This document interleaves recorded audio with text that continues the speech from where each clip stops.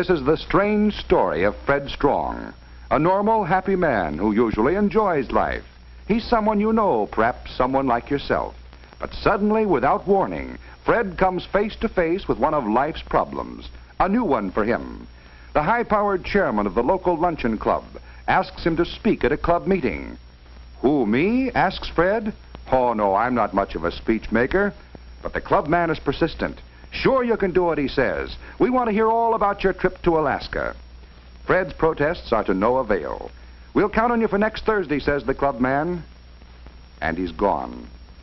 Fred, whether he likes it or not, is committed to make a speech. Fred's trapped.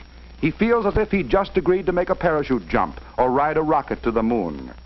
And this is just the beginning. For Fred is on his way to all the terror, all the worry, all the pain of an ailment commonly known as stage fright. As time passes and Thursday approaches, Fred will be jolted from his reading by the awful recollection that the day is near. His deepest slumbers may be interrupted by the harrowing thought of what's to come.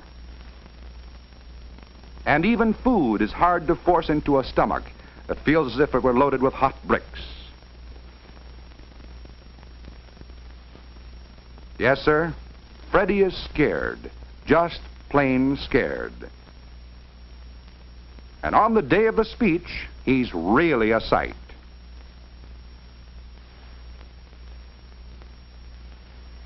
The Toastmaster gives a glowing account of Fred's experience as a traveler and of his upstanding qualities as a man. He mentions how Fred is considered a leader of the community and how proud he is to introduce him. But look at Fred. He's not even sure he can stand up, let alone walk to the rostrum.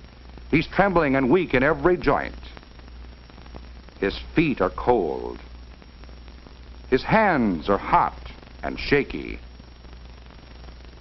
And Fred wishes he were someplace else. Diagnosis?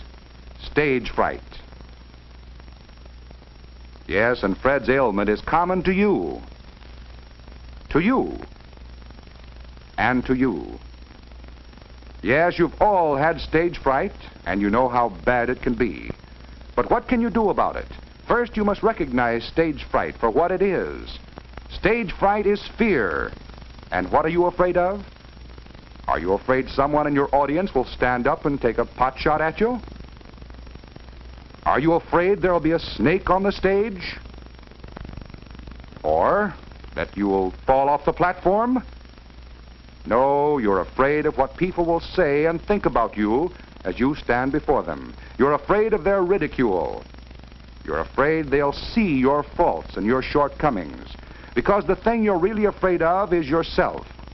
You're afraid of faults that are products of your imagination. When you get up to speak, will you say the right thing, the thing you mean to say? Will you make grammatical errors? Will you mispronounce words? Will you look all right to your audience? Will you forget? Will you be able to speak at all? Let's see what can be done to help you conquer stage fright. We'll go back to Fred at the time he was notified that he would speak on Thursday. The minute Fred found he was elected to speak, he became a little frightened, a perfectly natural reaction. So Fred should have begun to say to himself, well, they want me to speak at the luncheon club. Quite an honor. They must think I'm really somebody.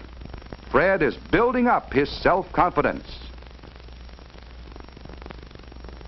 Next, Fred carefully plans his speech so that when Thursday comes, he'll be absolutely certain of what he will say to the luncheon club.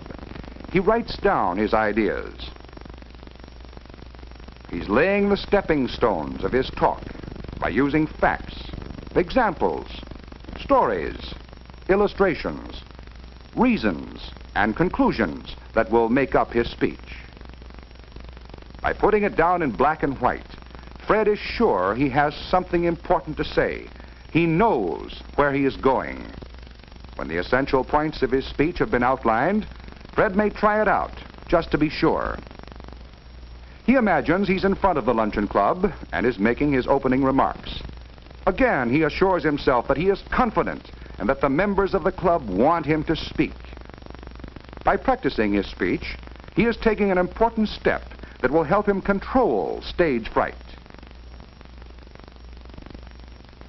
Now, to be sure of his appearance, Fred has his suit pressed and decides exactly what he will wear the day he speaks. Perhaps Fred's not the best speaker in the world, but he certainly won't leave himself open to ridicule because of the way he looks. Good appearance is most important in making a good speech, because your audience will judge you partly on your appearance. If you know you look good to your audience, you will feel good, another help in controlling your fear. Even such a small thing as wearing your favorite tie can have an effect on your mental attitude, and so on your speech. So you see, in preparing himself for the speech, Fred has accomplished the one thing that will help him most in controlling stage fright and mastering his fear. He has built up his self-confidence.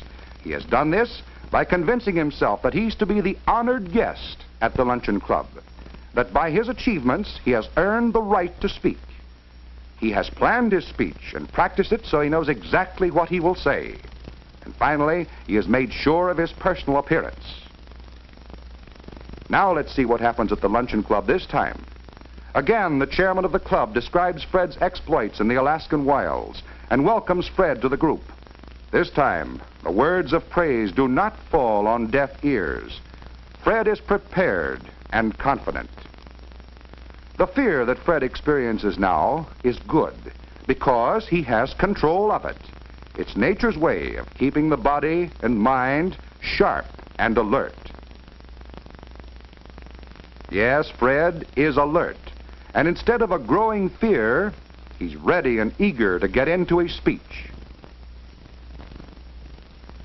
The introduction completed, Fred walks to the speaker's position with confidence, and although his legs may be a little shaky, he starts his talk with the same forceful words he planned in his office. He speaks with a full, strong voice and stands straight and tall. Fred's smart enough to know that his talk will not interest everyone, so he picks out the sympathetic faces in his audience and talks to them. He picks out the friendly faces and pays no attention to the unfriendly ones. Fred is determined not to let little mistakes bother him. Now he's lost his place. Is his audience uncomfortable and embarrassed for him? Not in the least. He has made them see the humor in the situation. They're on his side. As Fred continues speaking, he thinks of what he says, not how he says it.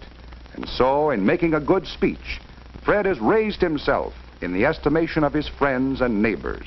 More than that, he has raised himself in his own estimation. He feels more qualities of leadership and accomplishment than he has ever felt before. He is proud of his ability to overcome the fear that would hinder his speech. Yes, Fred's talk is a success, and Fred's success can be your success. You can learn to master your fears about yourself. You can learn to control stage fright and make it work for you.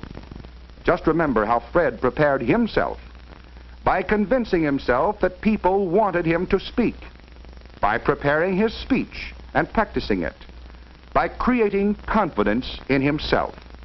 Fred did it. You can do it.